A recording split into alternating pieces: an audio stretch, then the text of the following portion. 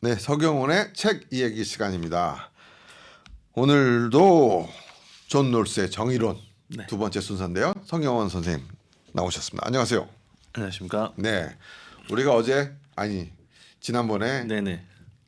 엄청나게 많은 대화를 통해서 존 롤스의 정의론의 정의가 무엇인지를 정의했는데 입에 잘 안 그렇게, 붙어가지고 네, 저도 좀 익숙치 않았네요.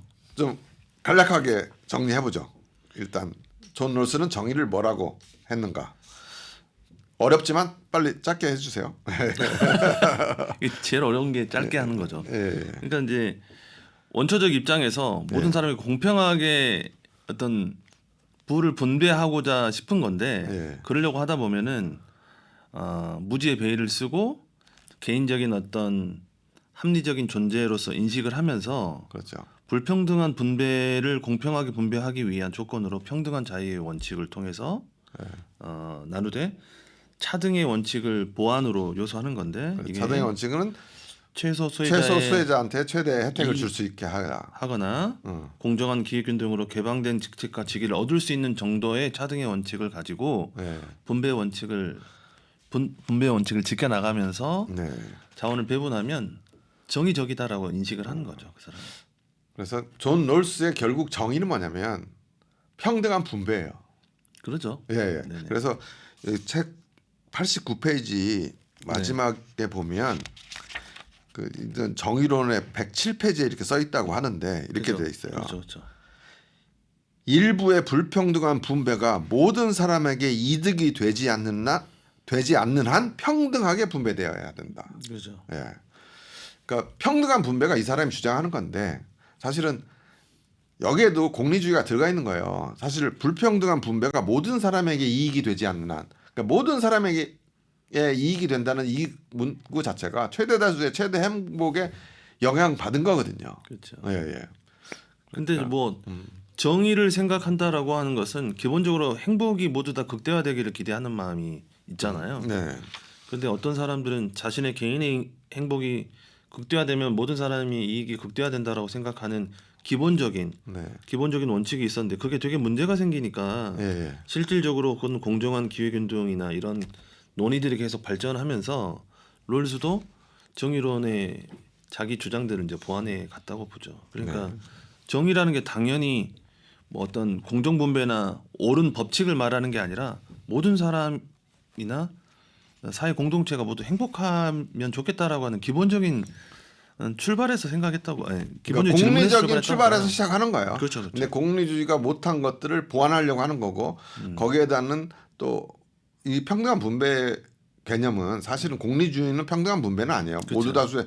모두가 행복한 거지. 그렇죠. 근데 평등한 분배가 또 이렇게 존 롤스가 강하게 방점을 두는 거는 여기에는 나는 공산주의도 사회주의 좀 칼막스의 사상도 일정 부분 영향을 미쳤고 많은 걸 지배하고 있다 이렇게 보는 거예요 저는. 그러겠죠. 예, 예. 막스라고 하는 사람들을 우리가 뭐 옹호하자는 건 아니지만은 이제 사회적인 어떤 철학적 흐름 관계상 네. 모든 사람이 모든 사람이 최대 행복을 누리려다라고 하는 원칙은 좋지만 보통 소수가 누리는 혜택으로 점철되기 마련이잖아요. 네, 네. 그러다 보니까 우리가 모두 다 공평하게 모두 다 행복하게 누리자고 말은 하지만 실제로는 엘리트들이 그 행복을 독점하는 시대를 지나오다 보니까 그런 것들에 불만을 가진 사람들이 등장하고 그게 대표적인 사람이 칼 막스인 거죠. 그런데 그 공산주의도 결국은 당 수뇌부만 그렇죠. 그렇게 된 거예요. 그러니까 뭐 지금 뭐 공산주의가 평등하고 막스의 사상이 실현됐다고 보는 사람이 어디 있습니까? 예, 예. 실패했죠. 실패한 거지. 예, 예. 근데 그렇고 그래서 저는 이 존 롤스의 정의론에 그러니까 1970년대는 아직까지 공산주의 사회주의가 실패하지 않은 때예요. 실험에 있는 단계였다고. 끝물이죠, 그러니까 끝물. 네. 그렇죠. 끝물이니까 존 롤스는 이런 사고를 할 수 있었고 지금 단계에서는 난 존 롤스의 이 정의론에 대해서 상당한 비판을 할 수 있다. 그렇죠. 비판받을 점이 많다. 저는 그렇게 생각. 그게 내 개인적인 의견이죠. 이제 그런 비판 받아서 이제 다음 세대들의 정치 철학자들, 소위 이제 마이클 샌델 같은 어떤 유명한 그런 락스타들이 나왔죠. 등장하게 되는 건데. 그렇죠. 예. 다만 이제 이 사람들을 높이 평가할 만한 것은 정의를 정의하기 위해서 모든 것들을 고려해 본 사람인데 그 사람들은 아직까지 아까 말씀하신 대로 전체주의적인 관점에서 이 정의를 생각하는 사람이에요. 네. 그러니까 이 사람이 기독교인지는 잘 모르겠지만 그러니까 사회 전체를 보는 거예요. 예. 그렇죠. 그래서 공동체 전체적인 이득을 고려하면서 이제 그 이득에 배반되지 않는 개인의 어떤 원칙들을 보완한 사람인데 네. 그 다음 세대에서는 완전히 어떤 개인주의적으로 보완되는 그렇죠. 상황으로 이제 발전하게 되죠. 그렇죠. 그렇죠. 그 방금 말씀하신 게 맞아요. 그러니까 전체의 공정한 분배와 정의를 이루려는데 그러다 보니까 소수가 침해받아. 이것과 그다음에 원래 있었던 계약 자유 계약의 원칙 어떤 그런 자유적인 원칙을 무너뜨리지 않는 선에서 이걸 합치고 조화시키려고 했던 사람이 존 롤스인 거죠. 예. 그렇죠. 예, 예. 그러니까 기본적으로 이제 효율성을 추구하던 시대의 사람이기 때문에 네. 이제 공리주의적인 접근을 당연히 거기서부터 출발점을 가졌던 사람이죠. 그러면 우리가 오늘 이 시간에는 존 롤스의 정의론에 대해서 인정할 건 인정하고 비판받 건 비판 좀 해보자 이러면서 오늘 시작한 건데 일단 우리 서경훈 선생님께서는 존 롤스가 이런 정의론을 펼치면서 우리 사회에 준 공로 인정할 부분들에 대해서 얘기해 주신다면 정의를 이제 공론화할 수 있었다라고 봐요. 정의를 공론화할 수 있었다. 조금 이제 재밌는 이야기, 좀 번외적인 이야기이긴 한데 우리나라는 존 롤스의 정의론이 먼저 인기 있었다기보다는 이제 뭐 마이클 샌델이 먼저 마이클 샌델이 인기가 있었잖아요. 근데 좀 재밌는 일화죠. 왜냐하면 미국 유럽에서 마이클 샌델 저스티스라는 책이 한 10여만 부, 뭐 20만 부가 안 팔렸는데 네. 우리나라에만 200만 부가 넘게 팔렸어요. 예. 거의 20배 넘게 팔렸거든요. 네.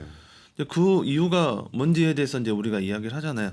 반대로 존 롤스의 정의론에 대해서 우리가 왜 이야기하는지하고 또 동일한데 네. 우리나라 사람이 어떤 정의적이거나 도덕적인 어떤 인식이 굉장히 인식률이 높다라고 생각을 해요. 지금 뭐 탄핵 정의에 대해서 많은 생각을 한다 우리나라 국민들이. 네, 도덕적인 그 수준이 높다라고 기준이 높다라고 생각하는 거죠. 뭐 정치적으로 탄핵을 하는 과정들을 보면 다른 나라 사람들이 굉장히 놀래잖아요. 뭐 좋고 나쁘고 누구의 기호를 떠나서 정의적이다 옳다라고 하는 것들에 대한 굉장히 민감하고 울분을 참지 못하는 그런 우리나라 민족이었는데 마이클 샌델이나 일단 존 롤스에 의해서 정의를 더 깊이 생각할 수 있는 공론의 장을 마련해 준 사람이다. 존 롤스가. 그렇죠. 그러니까 마이클 샌델 때문에 우리가 더 생각했지만 원래 그 바탕 기초는 존 롤스가 만들어놨다. 그렇죠. 이게 인정할 거. 두 번째. 이제 정의라고 하는 것들을 어떤 규정 짓는 것이 좀 애매했잖아요. 예. 그리고 과거에서 정의를 많이 이야기했지만 현대에서 상호 계약적인 정의라고 하는 어떤 규범을 최소한의 기준을 마련해 준 사람인 거죠. 네. 정의의 기준을 이렇게 쌓아가면 된다. 우리가 정의가 어떤 엘리트나 어떤 다수에 의해서 정해지는 것이 아니고 네. 상호 계약적이다라고 인식을 해준 점에서는 당연히 굉장히 높이 평가할 만하다고 봐요. 그래. 알겠습니다. 그러니까 네. 하나만 더 이제 높이 평가하려면은 네네. 이 사람이 왜 정의를 논했냐라고 이제 처음에 질문을 하잖아요. 네. 우리 모두가 사회적인 부채를 갖고 있다라고 인식을 하는 거죠. 사회적인 부채감. 그런데 우리나라 사람들에게는 이게 굉장히 동의할 것 같아요. 네. 우리가 어떤 사회적인 부채를 통해서 국가가 잘 발전하기 위해선 내가 어떤 부채나 어떤 행동을 해서 부채가 있기도 하지만 행동을 하지 않아서 부채감들이 있는 거죠. 네. 그런 그 부채감들을 상환해야 된다는 의무감. 네. 그런 의무감이 정의를 이야기해야 될 필요성을 말한다라고 네. 이 사람이 말해준 거거든요. 예. 우리나라 사람도 굉장히 공감했다고 봐요. 우리나라는 그런 게 있죠. 왜냐하면 우리나라 민주화가 안 됐었고, 그렇죠. 근데 민주화를 위해서 투쟁했던 사람들에 대한 사회적 부채감이 있는 거예요. 그래서 지금 이렇게 더 정의에 대해 갈망하는 거고 마이클 샌델이 유행했던 것도 그런 거예요. 그렇죠. 사실은 그때 말을 못했던 사람들에 대한 부채감. 그러면 존 롤스가 말한 사회적 부채감은 뭐죠? 우리 사회에서는 내가 이해하겠는데. 그러니까 기본 이제 되게 이제 원칙론적인 이야기긴 해요. 네. 그런 이제 그걸 이제 뭐 싫어하는 사람들은 너무 원칙론적이라고 비판하는 건데 원칙론은 저도 뭐냐면 비판해요. 그러니까 우리가 기본적으로 사회 진화론적인 관점에서 사회를 바라보면 네. 사회가 발전하고 커져가는데 이게 나 혼자서 이루어질 수는 없다는 얘기예요. 아, 이 사회를 예전에 한 2000년 전에 야만적인 사회에서 이 정도까지 좋은 사회를 만든 거는 그가 노력해왔던 많은 사람들이 있었고 거기에 대해서 현대 사회에서 자유를 누리고 있는 우리는 부채감을 가져야 된다. 이런 뜻이군요. 당연히 네. 사회가 연대를 통해서 발전하는 것인데 네. 당연히 협동할 수밖에 없잖아요. 네. 근데 협동하지 않고서도 어떤 혜택을 누리는 부분이 분명히 있단 말이죠. 네. 그런 것들을 사회적 부채감이라고 표현했죠. 네. 그러면 이렇게 정리를 해주셨고, 그럼 네. 저가 궁금한 것들, 이해가 안 되는 것들 네. 물어보면서 얘기해도 됩니까? 뭐 제가 아는 부분까지 제가 뭐 답을 같이 이야기를 하면 좋을 것 같아요. 저는 이제 인식론적 차원에서 분배적 정의와 사회적 정의를 이루기 위해서 아까 내 사회적 부채감을 너 가져. 그러니까 네. 우리는 평등해야 되고 그래야 돼, 공정해야 돼, 네. 정의를 만들어야 돼. 네. 근데 그거는 여기서 쭉 얘기하는 게 존 롤스는 계속 정의를 계약론의 전통 위에 있다고 봐요. 그거를 그렇죠. 계약론이란 거는 서로 상호간에 서로 자기의 조건을 걸고 계약하는 거예요. 그렇죠. 어떤 절대적인 원칙으로 여길 따라와가 아니고 계약하는 거거든요. 그 전통에 있다고 계속 얘기해. 사회적 부채를 얘기하지만 자기의 정의로는 계약론에 근거하고 있다라는 걸 계속 얘기하는데 그다음에 무지의 배를 써라 이런 것들 내가 딱 얘기해 보면 왜 제가 이제 궁금한 거예요. 많이 가진 사람이 왜 무지의 배를 쓰고 저 사람과 동일하게 내 거를 나눠서 저 사람과 나누기 위해서 계약론에 공정한 합의를 해야 됩니까? 이제 그게 비판받는 지점이에요. 예. 그게 뭐냐면은 그 자연적으로 내가 누리는 어떤 경제적인 부모에게 물려받은 거나 개인적인 권리나 이런 것들이 어떤 사람들은 내가 타고나게 받은 걸 어떻게 나눌 수 있냐라고 네. 하는 건데 존 롤스는 개인적으로 타고난 물질도 사회 공동체의 공유 재산이라고 것이라고 보죠. 이 사람 보는 거죠. 예. 근데 그게 뭐 공동 재산이라고 말할 수는 없겠지만 자기 공유의 개인의 자산이라고 봐요. 네, 공유의 공유 자산. 자산이라고 하는데 내 능력을 공유 자산이라고 말하는 게 아니고 그 개인의 능력을 통해서 얻는 이익이 공유 자산이라고 인식하는 거예요. 네. 그럼 내가 예를 들어 공부를 되게 잘해서 네. 하필이면 공부를 잘하는 나라를 우대하는 나라에 태어난 건 운이잖아요. 네. 그래서 돈을 되게 많이 벌었어요. 네. 근데 그런 공부를 잘하는 능력이 존중받는 나라에서 태어난 것, 그래서 돈을 많이 번 것은 공유해야 된다라고 인식하는 거죠. 그 능력을 공유한다는 게 아니고요. 그러니까 미국에서도 그런 거죠. 그래 이게 왜 공유해야 됩니까? 내가 진짜 아주 본질적으로 물어볼게요. 예. 왜 공유해야 됩니까? 공유 이제 이 사람이 이야기하는 거죠. 근데 이제 개인적으로 조금 생각을 하면은 그 전에는 이 사람이 생각하는 것은 여전히 공동체주의적인 생각에서 입각을 했다고 봐요. 네. 그런데 현대사 21세기는 개인주의로 확 급격하게 지나가 버리잖아요. 네. 1970년대까지만 해도 개인주의가 대세가 되는 시대는 아니었거든요. 네. 여전히 공동체주의가 우선되는 시대였단 말이에요. 네. 롤스의 정의론의 기본체는 네가 가진 능력도 너가 가진 자산도 우리 공동체를 통해서 얻어낸 것이기 때문에 너가 가진 이익 나눠줘 라고 말하는 유럽의 어떤 사회주의적인 사회복지 국가적인 마인드로 말한 건데 이제 그거를 받아들이지는 못하죠 대부분. 왜냐하면 내 자산을 함부로 너 왜 나누게 하냐라는 비판을 받는 거죠. 존 롤스는 더 나가서 뭐까지 얘기하냐면 천부적 불평등. 천부적으로 능력 있게 태어난 사람이 있고 능력 없게 태어난 사람이 있다. 이 천부적 불평등도 환원해야 된다고 얘기해요. 그렇죠. 그 천부적 불평등도 그러니까 내가 뛰어나게 태어난 내 능력도 고맙게 생각하면서 이거를 공유 자산화해서 네. 나누자라고 해서 분배적 정의를 해야 된다라고 롤스가 얘기하는데 내가 질문을 하나 더 드리면 네. 천부적 불평등이 아니고 사회적으로 자본가가 돼서 너가 자본의 힘으로 돈을 많이 벌었어.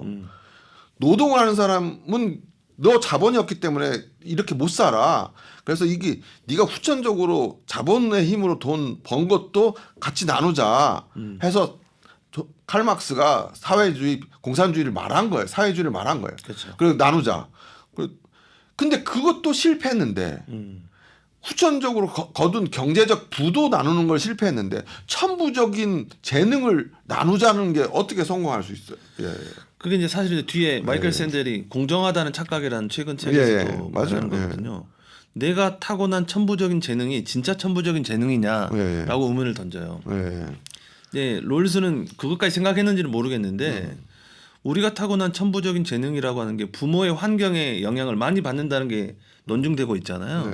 내가 타고난 어떤 지적 능력이 부모님한테 물려받았는데 이게 하늘의 선택에 의해서 일어난 거냐 아니면 부모님의 유전자들이나 환경에 의해서 내 어떤 능력들이 발현된 것이냐라고 물으면 천부적인 어떤 재능은 아니라는 것이죠. 근데 이제 그 사람이 그것까지 생각해서 이제 정의를 주장한 건 아니지만 현대 와서 생각해 보면 천부적인 재능에 의해서 얻어지는 어떤 이익도 분배하자는 말은 굉장히 좀 지금에 와서는 설득력이 좀 있는 거죠. 물론 공격받는 지점이 있긴 하지만요. 지금에는 설득력이 있다.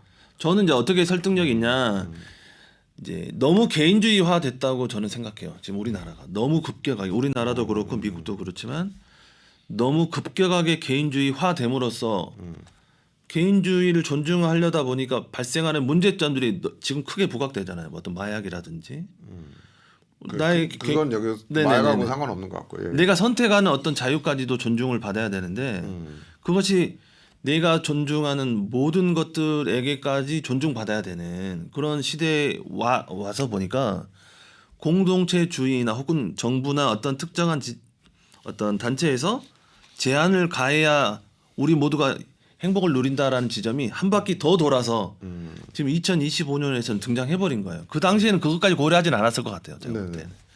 그래서 지금 2025년도에서 한 50년 전에 말한 롤스의 정의론이 오히려 부각되는 점은 공동체주의적인 혜택을 누리자라는 말이 오히려 설득력을 잇고 있다. 왜냐하면 개인주의화가 극대화되는 이 시점에서 반대로. 난 그 반대로 존 롤스가 위험하다고 보는 거예요. 그럴 수 있죠. 이미 테크놀로지 상으로서 과학 기술의 발전으로서 우리 청소년들만 봐요. 왜냐하면 그 환경 자체가 스마트폰을 보고 모든 것을 혼자 할 수 있는 이 환경 자체가 개인화될 수밖에 없어요. 그렇죠. 근데 거기서 공동체성을 강화한다. 그 방법은 결국 폭력적인 방법으로 공동체성을 확보할 수밖에 없어요. 그래서 되게 나는 존 롤스의 그 정의론의 사상이 현대 와서 적용되려면 엄청난 폭력적인 그 사상을 그 방법을 취할 수밖에 없기 때문에 되게 위험한 사상이다. 난 이렇게 이 책을 보면서 느꼈다.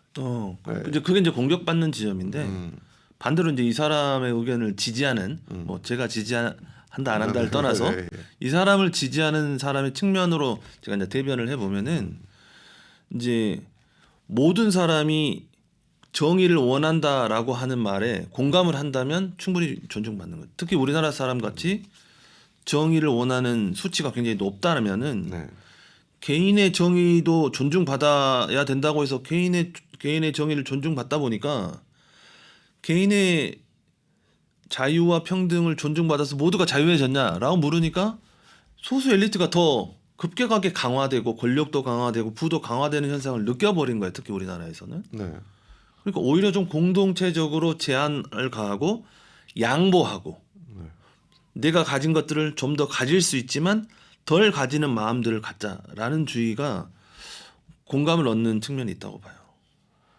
근데 세상은 빌 게이츠, 그죠. 저커버그, 누구냐 저기